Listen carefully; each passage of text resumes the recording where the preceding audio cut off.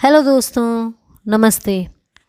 एक साधु वर्षा के जल में प्रेम और मस्ती से भरे जा रहे थे। उसने एक मिठाई की दुकान को देखा जहाँ एक कढ़ाई में गर्म दूध उबाला जा रहा था, तो मौसम के हिसाब से दूसरी कढ़ाई में गर्मा गर्म जलेबियाँ तैयार हो रही थीं। साधु कुछ क्षणों के लिए वहाँ रुक गया।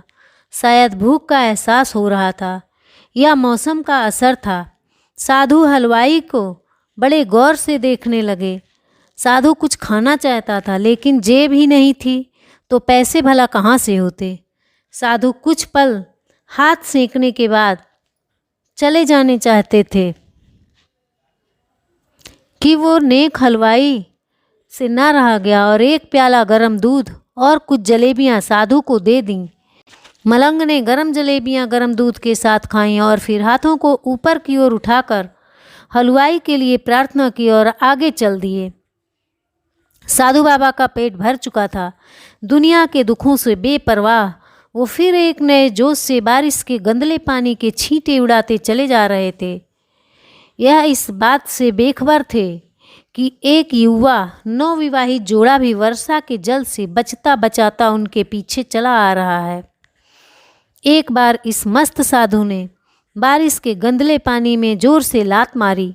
बारिश का पानी उड़ता हुआ सीधे पीछे आने वाले युवती के कपड़ों को भिगा गया और उस औरत के कीमती कपड़े कीचड़ से लथपथ हो गए।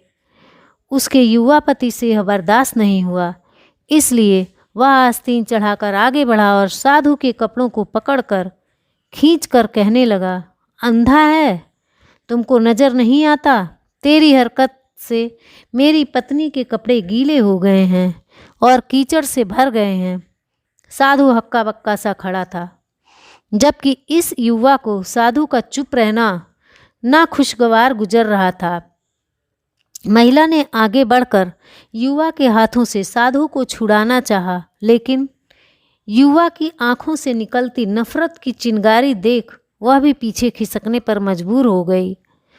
राह चलते राहगीर भी उदासीनता से यह सब दृश्य देख रहे थे, लेकिन युवा के गुस्से को देखकर किसी में इतनी हिम्मत नहीं हुई कि उसे रोक पाते। और आखिर जवानी के नशे में चूर इस युवक ने एक जोरदार थप्पड़ साधु के मुंह पर जड़ दिया। बूढ़ा मलंग थप्पड़ की ताब ना झेलता हुआ लड़खड़ाता हुआ कीचड़ में जा गिरा।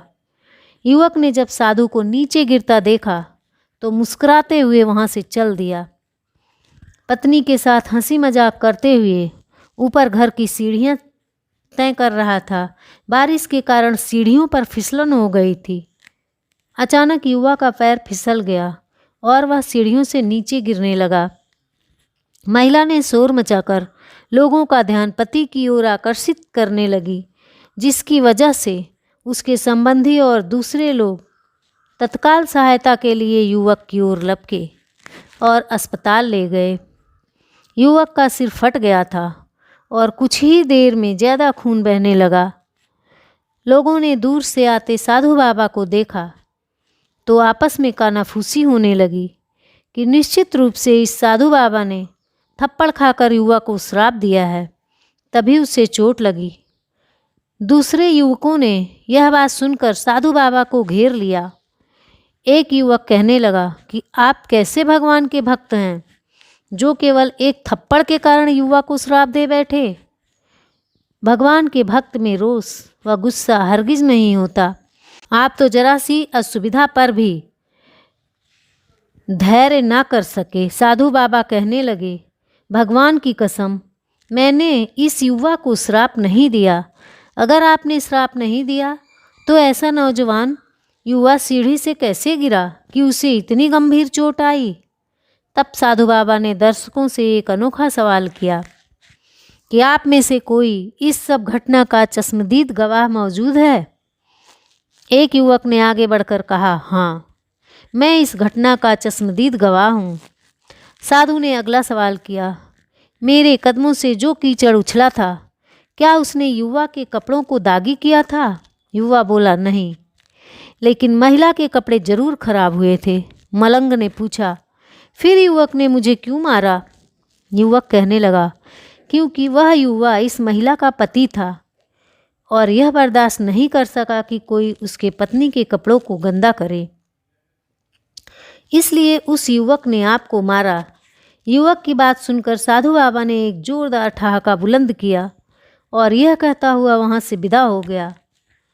तो भगवान की कसम, मैंने श्राप कभी किसी को नहीं दिया, लेकिन कोई है जो मुझसे प्रेम रखता है। अगर उसका यार सहन नहीं कर सका तो मेरे यार प्रभु को कैसे बर्दाश्त होगा कि कोई मुझे मारे। मेरा भगवान इतना शक्तिशाली है कि दुनिया का बड़े से बड़ा राजा भी उसकी लाठी से डरता है। सच है, उस परमात्मा की लाठी दिखती नहीं और आवाज़ भी नहीं करती, लेकिन पड़ती है तो बहुत दर्द देती है।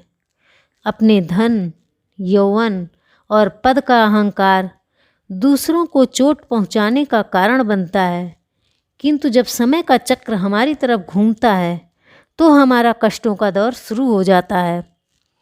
हमारे कर्म ही हमें उसकी लाठी से बचाते हैं।